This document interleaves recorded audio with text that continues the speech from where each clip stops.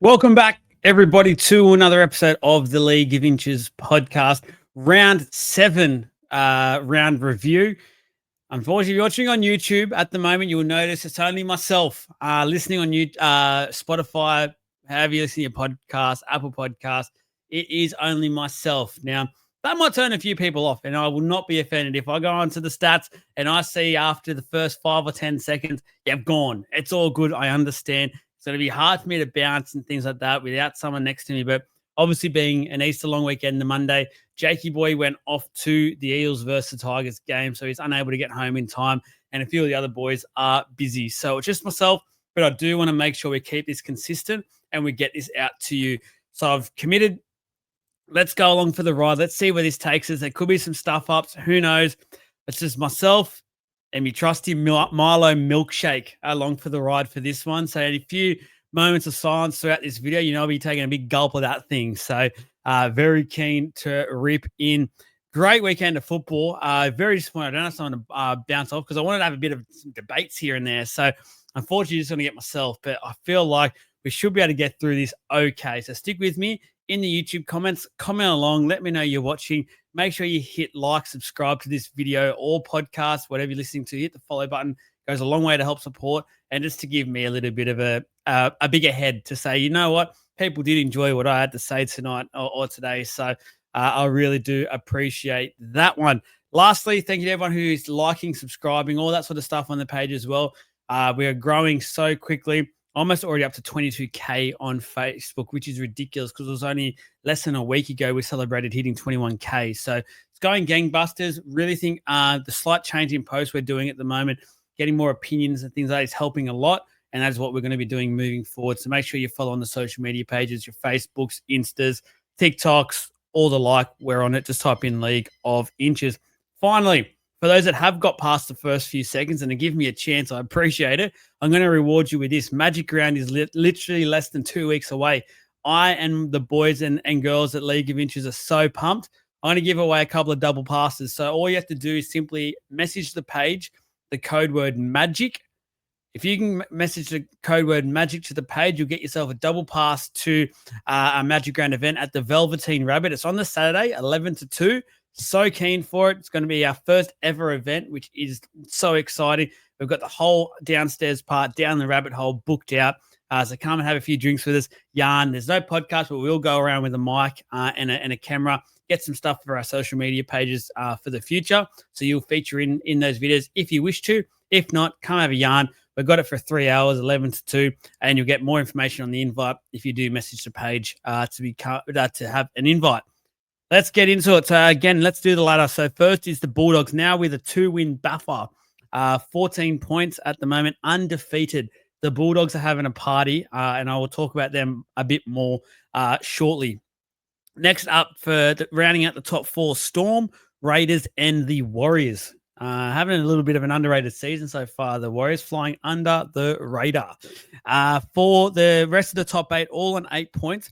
Broncos, Sharks, Dragons, and the Rabbitohs. 9th is the Cowboys, same points, just a worse off points differential by 6 points to the Rabbits. 10th down to 14th, they're all on 6 points. That's the Dolphins, Manly, West Tigers, and the Gold Coast Titans, and the Newcastle Knights. Then rounding out the ladder, 15th, 16th, and 17th, all on 4 points, all having wins on the weekend.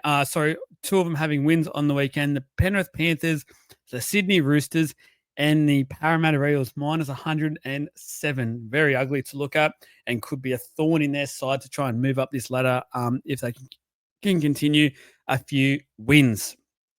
All righty.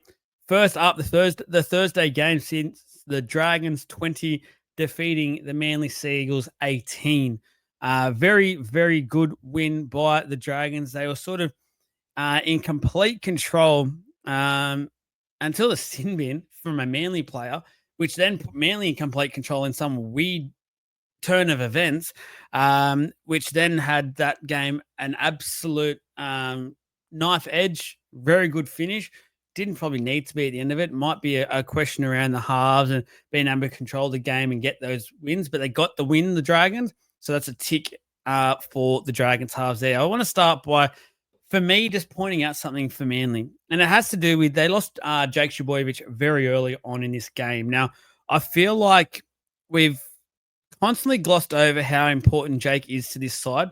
He is Manly through and through. We've seen when all this DCE stuff was happening. He came out in his interview a couple of days later, so he had time to process things, and he was still burning. He was completely burning, probably furious, down and out sort of thing. He was gutted, and he is Manly through and through. I think we've seen here just how important Jake Trbojevic is to Manly. He was only on their field for 8 minutes. And then after that, they just weren't sort of the same team. And we've seen throughout the game where they needed that sort of connection in the middle. They didn't really have it.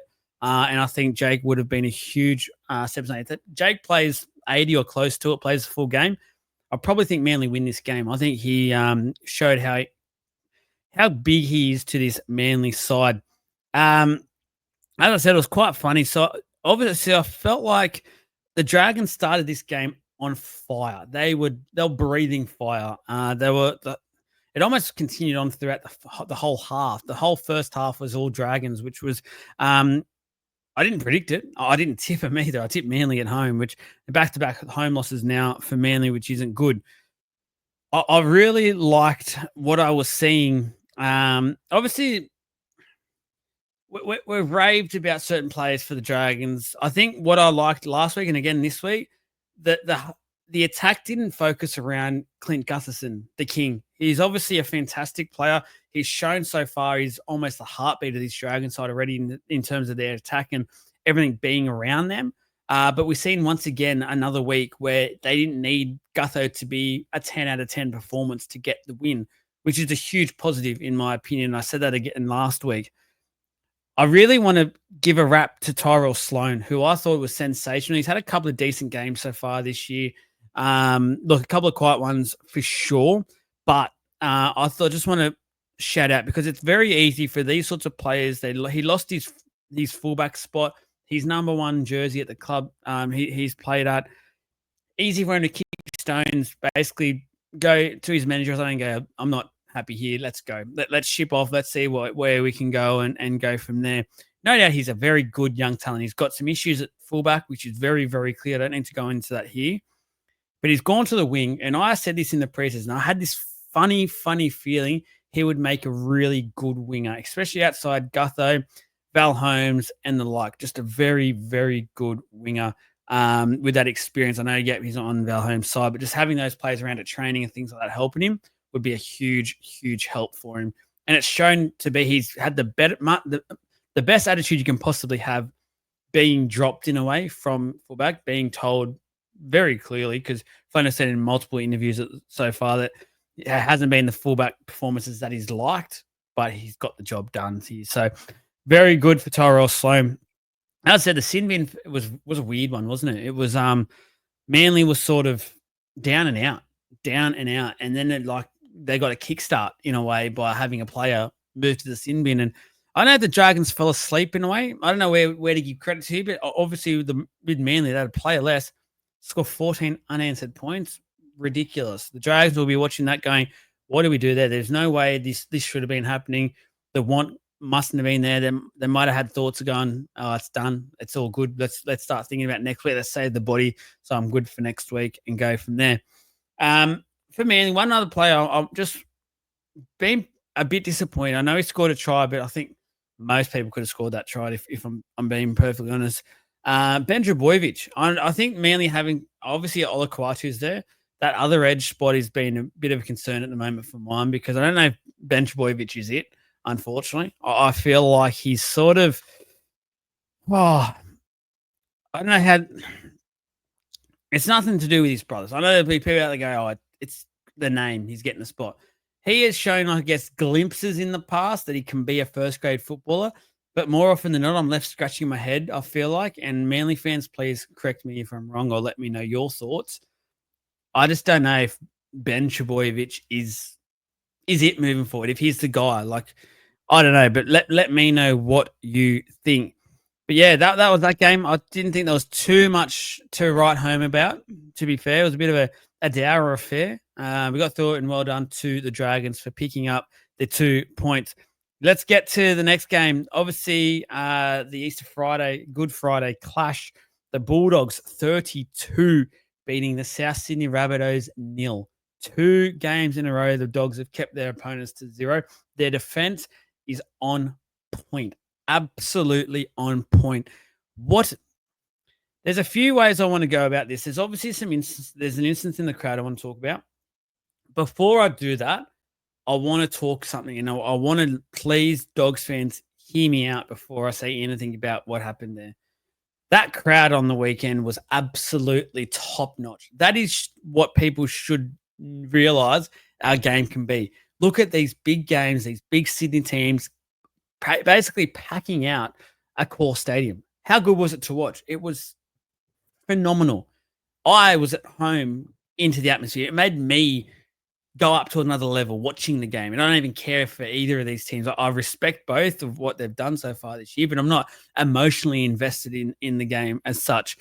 Maybe for my tipping, because it hasn't been as great. I'm even in the top 5 for the League of Inches comp. I don't know how. It's just been one of those years. But the crowd, the atmosphere, absolutely amazing. Now, before we get into the game, we'll talk about it. We'll talk about the post-match crap, basically.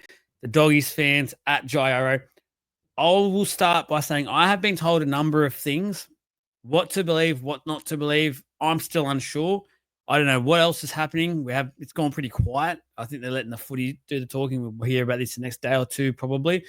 But I've heard a few different things. I've heard it wasn't all just a couple of hand signals or something. There was a few things said, but I don't want to go into it. What I will say is one thing that I've noticed with the Bulldogs, when your team wasn't doing well, there was none of you there, basically. There was a very, very few of what they are now. And I understand, like, when your team is not doing well, I get it. I get you'd probably go, I'd rather just stay at home this weekend. I get it.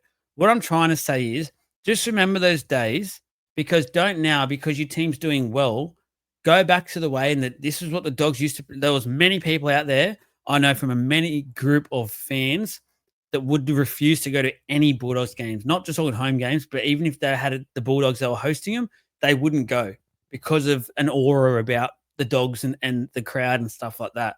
Do not resort back to that. You're doing well, ride the high, but ride it respectfully. Don't go off. Don't get into things. There've been a few little instances so far. Obviously, last year we seen with the Raiders, the drama, stuff like that. Just be respectful, please. I'm not having a go. I'm just saying, please do it respectfully, because the Bulldogs being what they are at the moment is one of the best things in the game. And I want it to go the whole year. I want it to just keep sailing, please, keep sailing, because this is the best thing for the game. The Bulldogs fans, we had Winston Neville on, obviously, to do the season review last year. Tremendous bloke, all the time in the world for him. And he spoke as well about the Bulldogs, and I've spoken to him a number of times about it. I love what you guys are doing and what you're creating. Just please make sure you do it respectfully and don't go over the edge. Don't let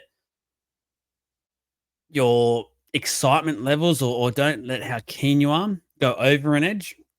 Please just do it respectfully. On to the game. Let me have a quick gulp of the old Milo milkshake. Oh, top notch. Top notch. I was one of your birthday presents from the weekend, so got to take use of the old milkshake maker. Now, again, first thing I will say is defense wins you not games, it wins you premierships. More often than not, the best defensive team has won the comp.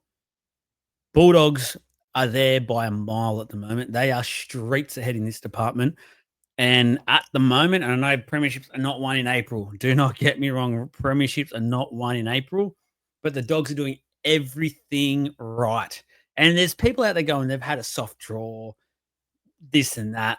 Look at the top teams. Look at your Storms and Penriths and stuff. They've lost to some of these teams already. What's the excuse? Don't pick and choose the argument that suits you. At the end of the day, the Bulldogs are the best defensive team in the comp. And at the moment, they're the best team in the comp. And they deserve to be arrogant. They deserve to keep doing what they're doing. They are on top of the comp, on top of the world. And it is a fantastic team to watch. I look forward to watching Bulldogs games every week at the moment because of the brand of footy. Serraldo and the team deserve all the respect and the raps that they're getting. I am absolutely loving what I am seeing. The The Dogs middles. Now, we've always heard, and I've said it probably a couple of times, especially last year when they did all those weird signings, the utility signings, we go, you obviously need middles. What are you doing? Now, Leo Thompson's coming next year. Goodness me, Curran and Maxi King had the game of their lives from the get-go. I just want to quickly go through, just so you guys know what I'm talking about, their stats for both of these players. So Maxi King played 60 minutes, 24 hit-ups, 232 meters, 99 post-contact meters, 3 tackle breaks, a line break, 2 offloads, 34 tackles, and a try. Max King, wow.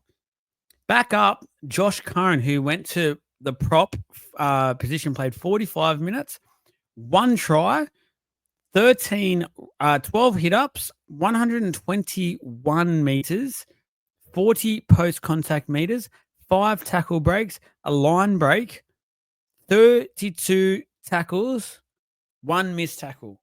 Wow. What a statement to say to people at that game and say to the opposition, we're ready for this one. We are up for it. We know it's going to be a massive game. And the thing I loved about this Bulldogs performance and the middles and how they approached this game from the get-go, they openly went, this is a big game. We're preparing like it's a big game. We want to get it right. They walked over from the hotel. They did all of that. Where other teams in this situation will try and dumb it down. They'll try and dull it. They'll go, nah, it's not a big game. It's just another game. We'll take it as it comes. No, the Dogs told themselves, this is a big one. Let's see how our players respond. They've responded the best they've looked all season so far, which should be, for mine, a telling sign for the rest of the competition. Do not underestimate the Bulldogs at all. They are really in this competition up to the Royal Balls, and their forwards just showed they're not too small. Back it up with the edges of Jacob Preston and Viliami Kikau, who were great on their day as well. They've all of a sudden got a forward pack fit and firing and ready to rip and tear. Absolutely loved what I seen from the Bulldogs. For the Bunnies, I'll ask, before I move on to that, one question for you guys. The kick-out tackle on Graham. He splits him, but it was only on report. Now, the last couple of weeks, we've been going on about the officiating and how poor it's been. Now, one thing I want to ask is, how is splitting someone not deemed sufficient enough contact to warrant a sin bin? How is that not forceful contact? You have split a player in his head. That doesn't happen if you just slightly whack him and it goes down. That happens if you have full on get a good whack, got to get a good bit into him. And he stays on the field, report only. This is what the fans are saying is pissing them off, NRL. Please start listening. You are confusing us all. A week ago, 2 weeks ago, that would have been a sin bin every day of the week. Now, we get to the point where Marcelo Montoya was sin bin for a slap to the back of the head. A slap. So hang on. Kick out, right? Splits a bloke. Nah, you're on report. It's all good. Report, we'll deal with you next week. He'll probably just get a fine at this stage. Montoya, a little slap on the back of the head. Oh, no, we can't have that. You're gone. We can't have that. Oh, my goodness me. What are we watching? What are we watching? What game are we watching? I don't know. One thing I'll say as well, when you're winning, you generate your own luck. And that was said, in my opinion, the Dogs got so many calls, especially the start of the game, which is the key. Now, in my opinion, they're 50-50. They could probably go either way, but the Dogs were getting them. And again, you get your own luck. You generate your own luck. And I respect it. Everywhere it happens, it comes around in a circle. I'm not going to complain. But again, when you're winning football games, this is what happens. For the Bunnies, not too much to talk about. We have spoken about them a few times this last few weeks. Not much to say. I think it was just one of those games where you go, you know what? It's been a huge opening 6 weeks without a lot of their superstars for majority of these games. They're just getting there. is the experiment with Latrell over at 5. I don't think you can say that. I think it was one of those games where they couldn't do anything. It was so hard for him. So give him another chance. Let him go again next week. I wouldn't read too much into it. You went up against the best team in the competition at the moment. Got your pants pulled down, got spanked a couple of times, but it is what it is. Again, you've started on pretty well this season considering the outs that you have had. This isn't one I'd completely lose my marbles over if I was a South Sydney fan. Disappointing, yes, because of the occasion. Obviously, it's a huge game. You don't ever want to get flogged in those big games. But come out the other side, it's Wayne Bennett. He didn't seem too worried in the presser. It'll happen again. Another gulp of the old Milo milkshake. Let me know your favorite milkshake flavor actually in the comments. I want to make sure people listening, let me know. Because I'm going to experiment with a few things over the next couple of weeks with it. Let me know your favorite milkshake flavor. Next up, the Dolphins, the massive upset against the Storm, 42 points to 22. Wow. The Dolphins, fins up. Shout out to the missus out there. She's a Fin supporter. We were close to going to this game, but then we saw it was an 8 o'clock game. We decided no because of the little man. Having a 1.5-year-old at the football at 8 o'clock at night would not be a good thing at all, considering he probably goes to bed about that time. So was not in the mood for that, but we missed an absolute cracking game, which I was a bit annoyed about. She was as well, missing out at watching her team win, but weird game because for the Finns, if you told me they'd have no JMK, they'd lose him before the game, then Maxi Platt, their replacement, would go down quite early as well. And if you told me against the Melbourne Storm, they'd still come up and win this game, and not just win it, flog them, 42 points to 22, I would say, and here we go, shout out to the shirts, make sure you purchase the shirts, message page to get them, you'd have rocks in your head. Absolute rocks in your head. But this is what the Dolphins did.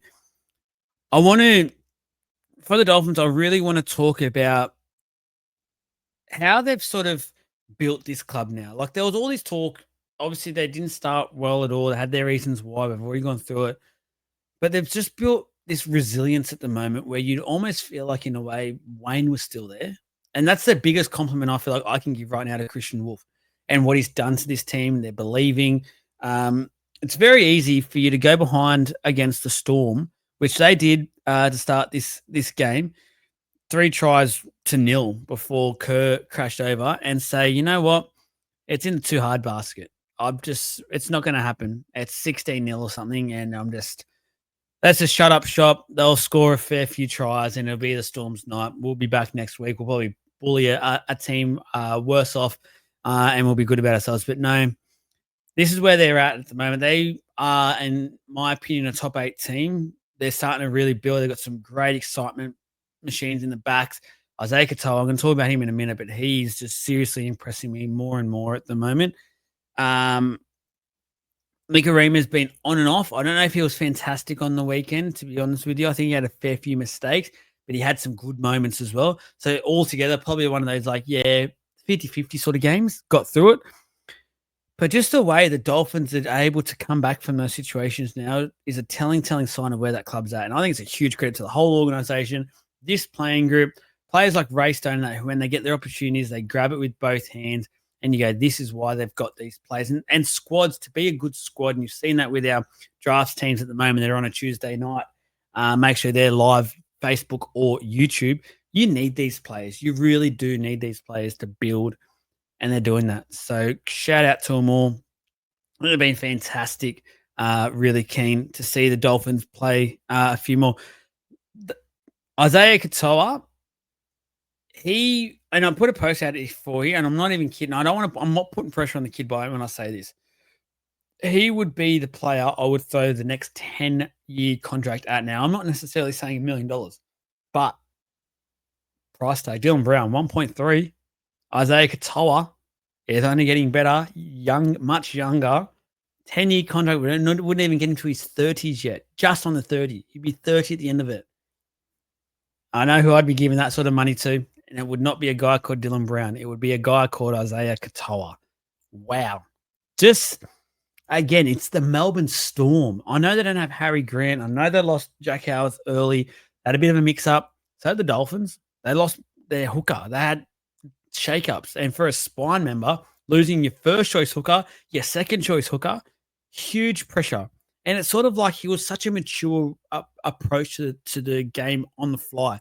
He just wore the punches that Melbourne were given. And then all of a sudden he's like, okay. And then he had the try assist and he started to play into his own. Then by the second half, when the Dolphins were flying, it was all off the back of him. It was all off the back of him controlling things, playing it. He's just become such a mature playmaker already. And it's crazy to think just how young he is still and how he's controlling this team. It's just, he is one for not just for the future in terms of being one of the stars of this game, but for Origin, for the Blues. No doubt in my mind, in the next, I know it's Cleary and Moses, but there's always a way to to get these kids in. He will have to be in there in the next 2-3 years. Mark my words. He's a freak and he's only getting better. I hope he stays at the Dolphins. I actually hope his career is the Dolphins because they both deserve each other as much as the other. And I'd like to see that continue to work. Just for the Storm, obviously they lost Howard early. They were so dominant early. Like, I almost felt like it would have been one of those games that many people at home message if this was you. After 16-0, you went, you know what? It's good. It's Good Friday. It's probably been a big day. I've had a few. Gone to bed. Lock it up. Let's go. Storm will won this. Look at the score the next morning and go, holy shit. The Dolphins have got it done. And then Storm only scored 6 points post being up 6. Like crazy, crazy times. But again, huge credit to the Dolphins. And again, this competition is a very, very close competition. I know most of us have the Storm winning the comp and feel like on the day they're head and shoulders above probably majority of this competition right now, apart from maybe Penrith and probably the Dogs you put into that conversation now as well. But it just shows you all it takes at the moment is giving a team a sniff and giving them a chance to grab that momentum.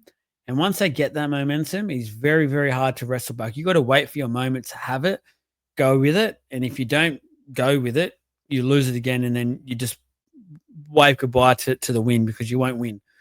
Dolphins did absolutely magnificently against a Storm side who still had the likes of Munster, Pappy, Graham Hughes, Katoa. Great win by the Dolphins. Next up, that was the Warriors over the Broncos, 20 points to 18. I feel like very odd sort of game in my opinion. And let me just have a little gulp. It's quality podcasting. I feel like, was it the best game? No. Theater-wise, brilliant. The fact it was over there, sold out, crowd, blackout, awesome. The conditions did not help this game because the handling was very, very poor. It didn't help for a wide attacking game, which suited the Warriors. I felt like it brought the Broncos back and it allowed the Warriors to do what they do best and just grind away. They were missing their big leader in Fisher Harris.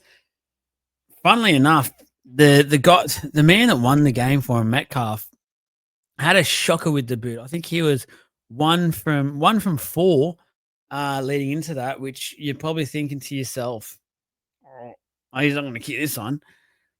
But sorry, he was 1 from 5 because he missed a penalty goal as well. So 1 from 5 and then gets this. In the commentator straight away go, you have to take a shot at goal. And I'm sitting there going, hang on, he's kicked 1 from 5. His confidence is going to be below the floor. He's caved in the floor. He's hiding. Hand up straight away by all reports, and the coach confirmed at Webster in the presser. He just said basically, no, I'll take it. Give it to me. Over the black dot. What a way to cement things. Confidence back up. Well done to Luke Metcalf. I thought Aaron Clark, I'll give him a shout out. I thought he was fantastic. Just really warming up. He's obviously got the 13 now, no Dylan Walker. And we've given him a wrap before last few weeks. Another one because I think he's just been really, really good. On to the Broncos. Started pretty well. Walter scored a really soft try through a poor Warriors middle. It just sort of kept, then they lost Walsh early. He went onto the wing, things like that. It was obviously very impacted by the foot. So I'm not going to be into Walsh at all for this performance. He sat out there. Tough game for him. and he got through it. Now they're going to be without him for 4 to 6 weeks, no origin and stuff like that, but no fullback for the Broncos, which is a big blow. I'm interested to see what he does. I feel like there is there's room for Cobbo to go back to fullback. That could be the play. I don't mind Cobbo to fullback. We've seen that, I think it was last year, at the start of the year or something, and I don't mind it. I don't mind seeing that.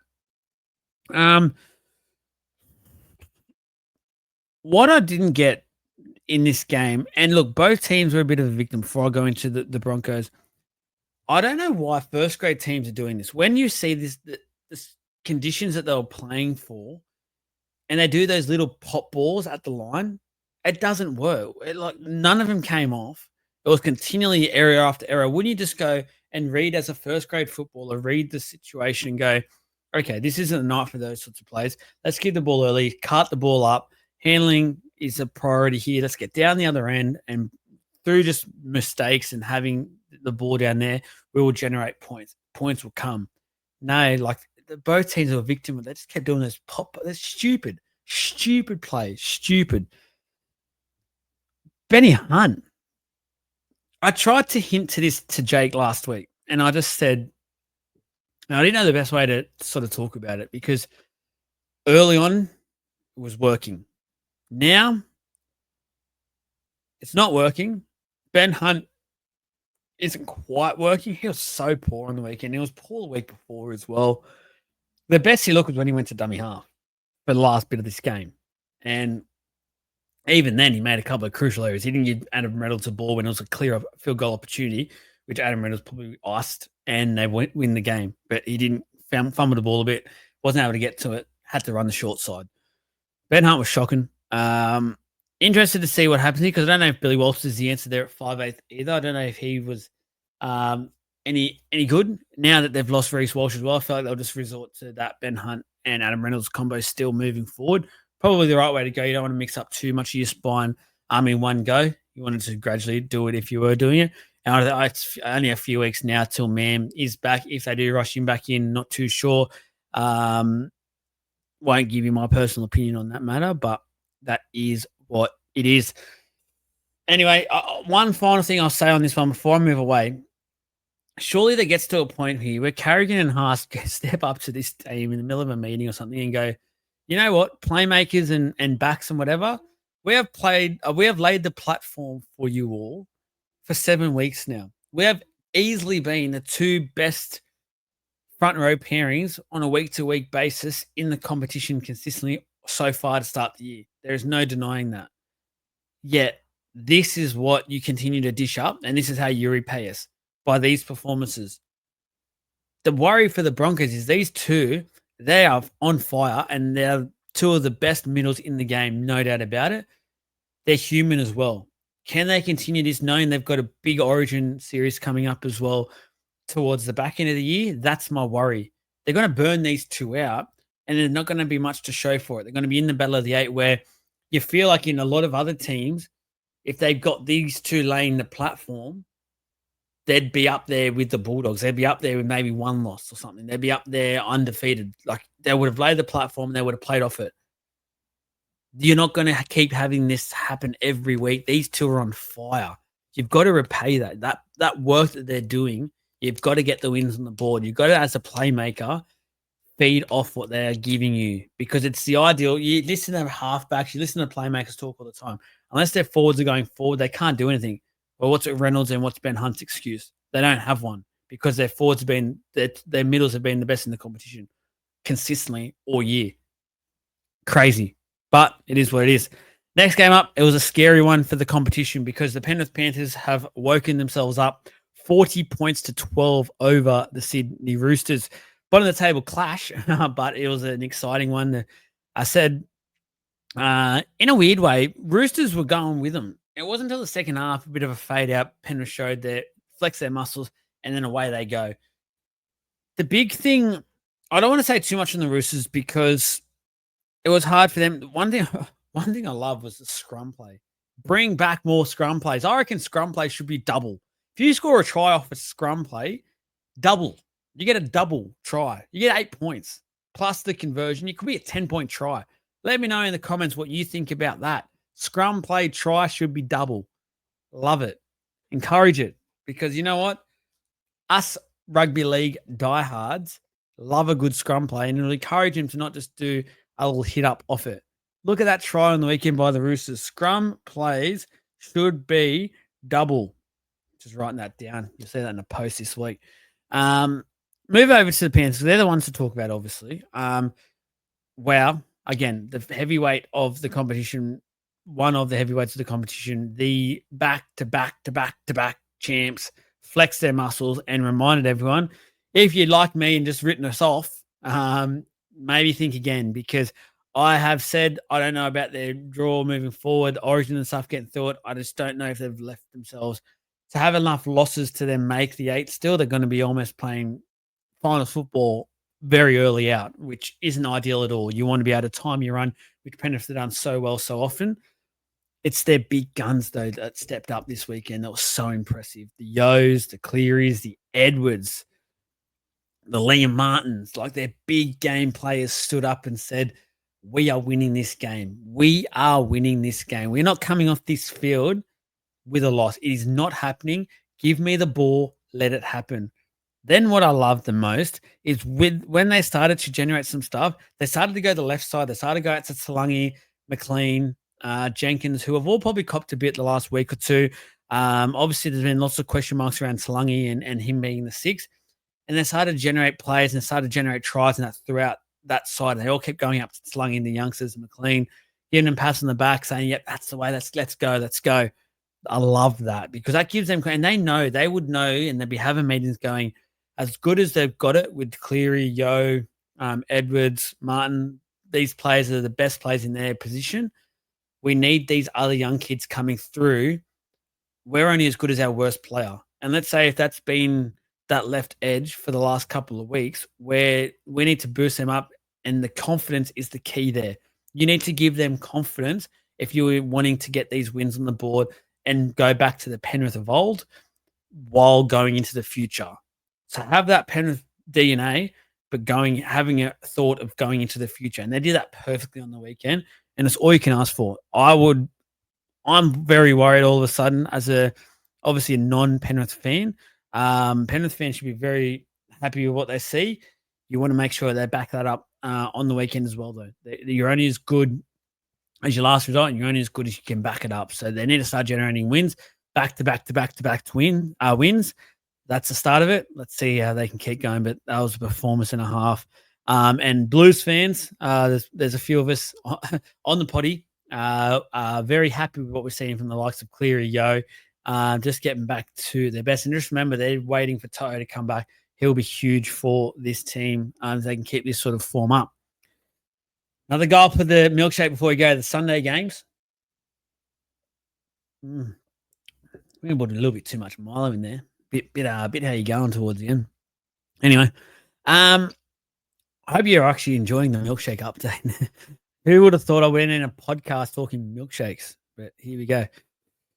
The Raiders 30 points to 20 over the Gold Coast Titans.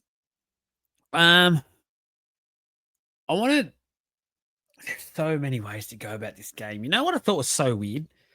My first note that I wrote down about this game was the opening set, where all 3 Raiders props or middles, Horsburgh, Tarpany, Papali'i, Big Papa, took all 5 runs. A couple of them had double runs. And I thought that's the tone right there. That's the Raiders going, bring it on, Titans. We're here to play footy. Away we go. Basically, since that, it was all Titans. Titans got to 16-0. 16-0. Now let's go over to the Titans before we go back to the Roosters, because this is where I got a bit of a bee in my bonnet. I've been quite critical of the Titans this year and their identity and what they stand for as a football team. Now, Des is doing them no favors whatsoever, in my opinion. They got up to 16-0. Their middles were on fire. All of a sudden, I look at they've panned to the camera on the sideline. RCG and Tino are both coming off.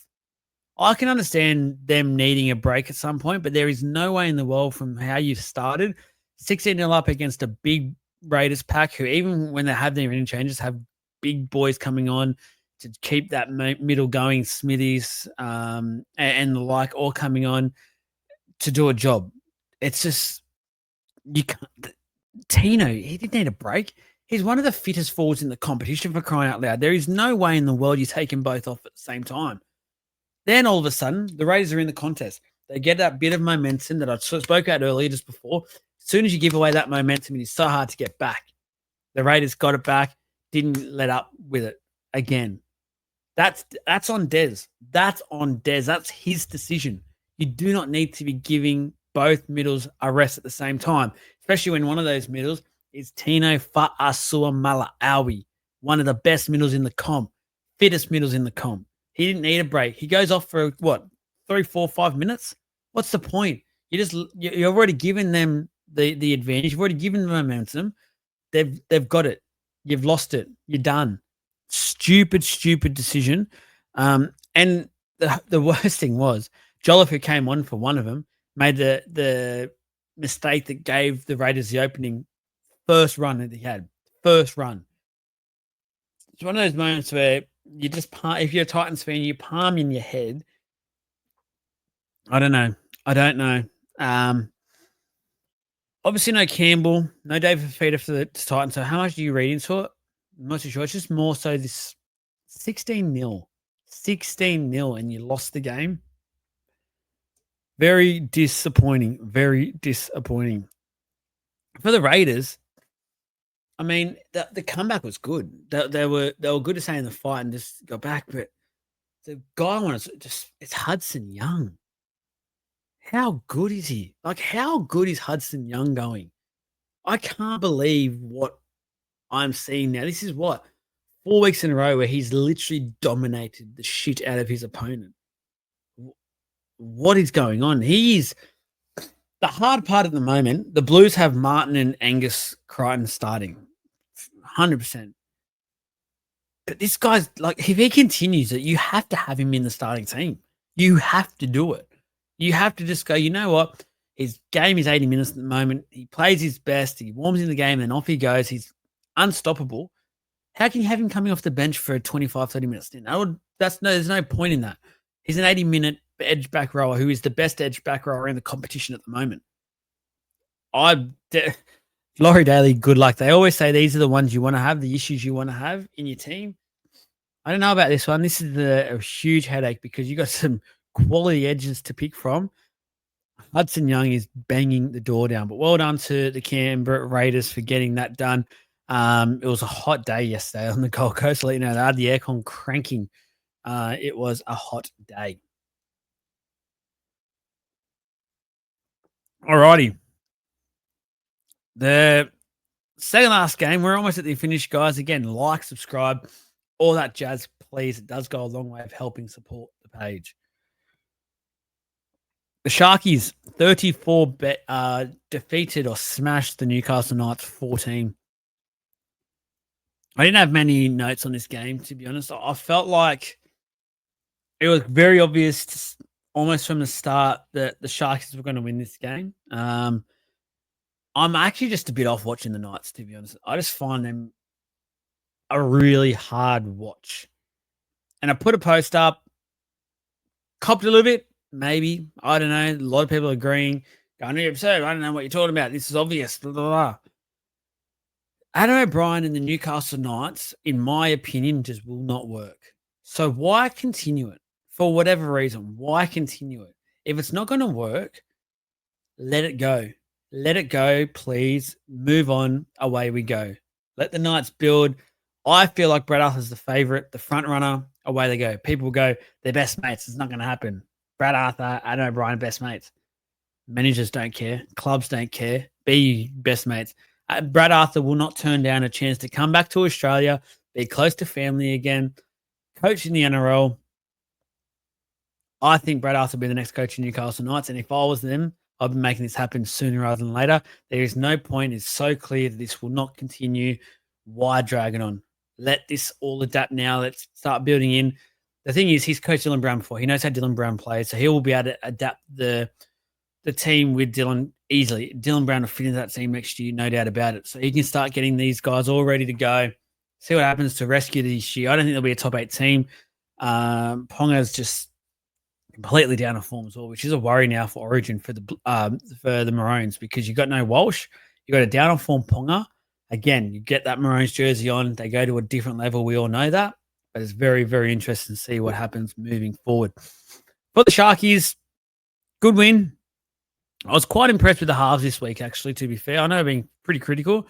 I think they balanced it so much better this week, and you got to see what happens when they do balance it and how good they can play when it's like a mutual agreement at the start. It's like they worked hard during the week and went, nah, this is how we're going to do it. And they did it perfectly. So well done. Well done. It was great to watch that it was actually done properly. And this is the result for it. So good win to the Cronulla Sharks. Fenella Blake was great. Stone Street's doing wonders. Again, Will Kennedy, credit to him, did a great job at fullback. Another consistently good game from him at the back. After being critical preseason, that I don't know if they can win a comp with him. He has been doing a great job the last couple of weeks playing in that fullback position, which is probably helping or hurting or making it hard for Fitzgibbon, say, to make any changes in the half to put Hines back to fullback, because then you got to try and justify to Kennedy why he's not there. And at the moment, Kennedy's doing enough to stay there. So very good to see. All righty. The last game of the round was tonight's Easter Monday clash at CommBank. The Eels 38 defeating the West Tigers 22. First of all, I will try to be unbiased in my opinions here, and I hope that translates to this podcast. Please, I hope it does. Firstly, what a game. What a cracking game this was. I thought very entertaining, good attack, patches of good defense. It had everything. Sin bins, crucial moments, questionable decisions, everything. It was great to watch. Edge of my seat stuff. Got into it. Had the para stuff on. Got into it a bit, but I could appreciate sitting back as a rugby league fan. Hey, this was a great game. Now, where do I go? The Tigers. Let's go the Tigers. So for the West Tigers, they didn't start the game well at all, which I was a bit surprised about, because I thought from the week that they had, we would have seen a better opening to this game, a big moment where they've gone up you basically to everyone. We know there's been people out there that doubt how they've handled things this week and gone about things, the bullying, all that sort of stuff. Thought with the talk that sort of we've seen, they would have gone a big up you, F you to everyone in the league. But it took them a while to get going. And granted, like their first try was super soft. It was Terra May down the middle once again. In the Eels middle was shocking defense. Dream Buller, I'm going to give him a credit here.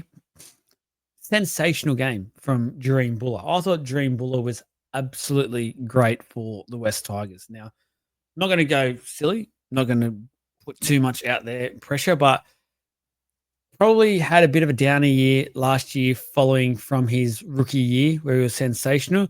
I think this year's been quite consistent. Really maybe went away from the game a little bit in the second half, but he was fantastic in the first half. That's trying to think with the most respectful way here to go when it comes to Sania Taruva and this sin bin. It was a telling sign of the game. It was a big game and big moment. It's like we all know now there's going to be stuff said, money, all this sort of stuff. Like this post, the bullying, everything. It's going to be a easy target for opposition fans. And it was obvious the Eels, that's the left-hand side, probably in any more game. He went to the sin bin. I don't know why Moretti went. Like, it felt like him was just getting held there by Fainu. And if Moretti went, then Fainu probably needed to go as well. Like, very obvious that Taruva started that. Easy sin bin. Don't really get what Moretti was doing. If Moretti's going, then probably Fainu's going as well. Samuel Fainu. So that was a bit of a confusing one, but I'll cop it. We'll cop that one. But Taruva, like, you're going to you need to keep a level head there. You need to make sure you just don't bite. You made a mistake, costly. You don't need to be doing all that. So, like, the team just needs to be better. You're going to be easy targets for the next few weeks. Everything's happening. You're going to be easy targets from the opposition players, opposition fans, maybe some of your own fans. You need to have thicker skin than that. You need to be able to cop that, move on, go and do the talking on the field, get a try, get the win, do all that sort of stuff. Oh, now, one final thing for the Tigers I want to say before I go into the Eels. I'm going to do that quickly because we've got a lot to talk about with that tomorrow. This Lockie Galvin situation, we're going to talk about it more in the Tuesday Night Live show once again. So make sure you're watching on the Tuesday Night Live show. It's not working. I think it's very clear now. It's not working. It very much is not working. Part ways, move on for the best of every party associated. Now, there'll be some going, you know what? No, leave him there, make him play Resergo, whatever. That's not going to do anything but hurt the West Tigers brand, though. That's the problem. You can play hard asses all you want, and it's probably all these oldies and stuff saying this, going, no, stick to him. That's not the world we live in anymore. Like, you're not going to do anything for your club moving forward by keeping a kid there that doesn't want to be there. He hasn't kicked up stones by any means. By all reports, he had a decent game today in New South Wales Cup. But it's going to hurt. Like, you've got young kids coming through. You've got people to give that jersey to. If you're going to go in Dewey's game, go into all in on Dewey, whatever you do. But keeping Galvin at the club is not the right answer. As a club, as the West Tigers identity, you've got to think about the West Tigers and West Tigers first. Having someone there that doesn't want to be at the club, whether people like it or not these days, it's how the NRL works and how rugby league works and how sport works. You're best to just get rid of him. Let him go. See you later is the best way about this now. Do not pressure this to happen because it's not going to work. Move him on now. It's the best thing for everyone involved. All I'll say on it, but until we get to tomorrow night's or tonight's live show when you are listening to this. Over to the Eels. Now, I'll be very quick because, again, we have our Para podcast. Myself and Jake are doing that tomorrow night or tonight, Tuesday night, when you are listening to this. So that will be out Wednesday about lunchtime-ish. Very keen to rip into that one. Plenty to talk about. Good win to the Eels. They're up. My, Mitchell Moses. What does he do for this Parramatta Eels team? Felt like he made everyone grow 3 feet. They were running around. They put on a big bit of size. They were confident. It didn't just look like a football team. They looked like a team that could mix it with like potential top 8 teams all of a sudden. It looked that good, and it was obviously off the back of Mitchell Moses and what he does to this team, the confidence he brings to this team, this club. Within the first 14, like his kicking game was a telling factor early on. Kicks a 40-20 inside 14 minutes. Huge play. It was a 35-10. Like, it was a massive, massive kick.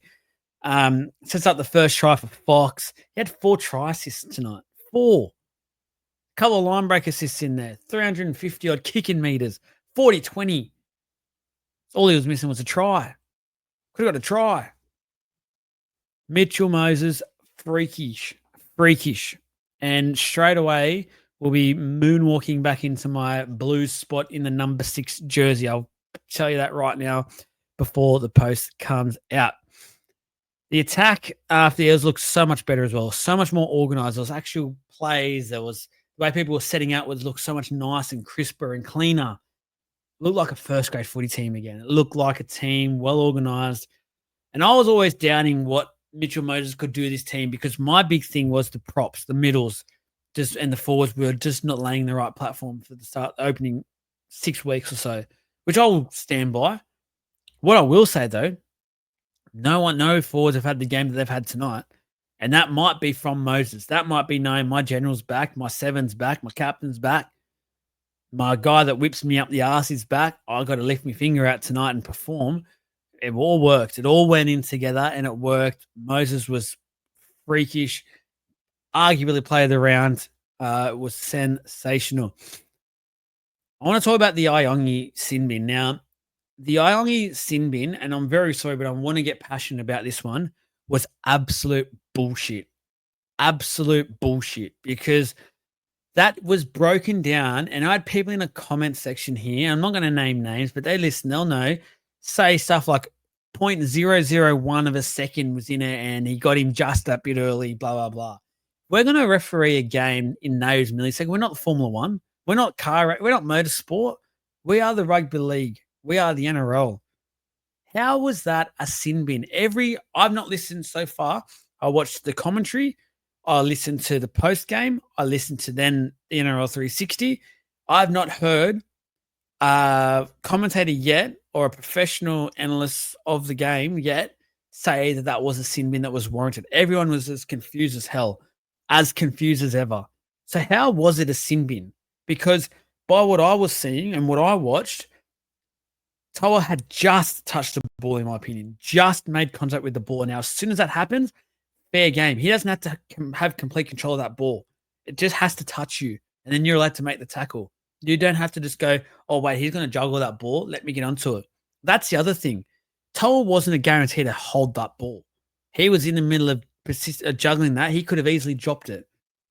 That's not a sin bin by any stretch of the imagination. If anything, I just think it's a knock on West Tigers. Play the ball, move on. I think that was a shocking call. Shocking call. And if the Eels lost that game, I reckon I would have blown up a lot more than I currently am. What I will say, before Tigers fans bash me and say you're just a one-eyed supporter, blah, blah, blah, Moses should have been a sin bin. That was a saving the try. He hit him high, connected. That should have been a sin bin or a penalty try. Either way, whatever they wanted to do, I would have agreed with it. That's what, like, I'm not trying to be biased. I'm not trying to be a blue and gold person here, a fan. I am trying to call it as I see it. Moses should have been in the bin. I get it. But the Iongi one, do not try and throw anything at me with the Iongi one. It was not a sin bin by any stretch of the imagination. I do not buy it. If that was a sin bin, let me tell you right now, and Braithen has to hit this on the head. If that's a sin bin, what was Dylan Edwards on Tedesco, which was so much more blatant. And that's, you're going to break down seconds. It almost was about 10 seconds in slow-mo. 10 seconds. Absolute bullshit. I will not cop it that was a sin bin. And people trying to justify it, give me a break. Give me a break. Anyway, the Eels did come away with the victory, though. They played exceptionally well. Fox is on fire, going down solid a number of times. I want to just, before I end up, I want to give two forwards a massive rap, and that was coming off the bench. Luca Moretti and Sam Tuivasa, who I thought were both great off the bench. Huge games from him, provided impact, which is what the Eels do need with their forwards being a bit weakened compared to a lot of the competition, in my opinion. Both had fantastic games. You could tell when they came on with Dylan Walker, who's been sensational since coming to the club, all had great impacts in the game, which is what you want from your middle forwards. And I think, by all reports, Tuivasa has been re-signed by the club, be announced next couple of days. Huge impact, huge potential. Very keen to see him moving forward. And I think he's a perfect cover for Joel Fahengawi and why they did let him go. That's it. That's all we've got time for. I hope you did stay around for that. Ended up an hour. Ended up getting through it, which wasn't too bad. Hopefully I didn't dribble for too long. Didn't bore anyone. Let me know in the comments what you thought. Give me some likes, follows, shares, everything, please. Just back me up for this one. Show your support. It was a tough one, so I was glad I got through it. But thank you. Again, our Para is getting recorded tomorrow night. Be up there for some questions at some point tomorrow on the social media pages, League of Inches. Give it a follow. And Tuesday night live, Facebook, YouTube, 8 o'clock, wherever you are, New South Wales, Queensland, blah, blah, blah. Make sure you're there. Plenty to talk about, plenty of discussion. Very keen to rip into it. But see you all then. Hope you have a good night, good day, whatever it is when you're listening to this one. We will see you for the Tuesday night.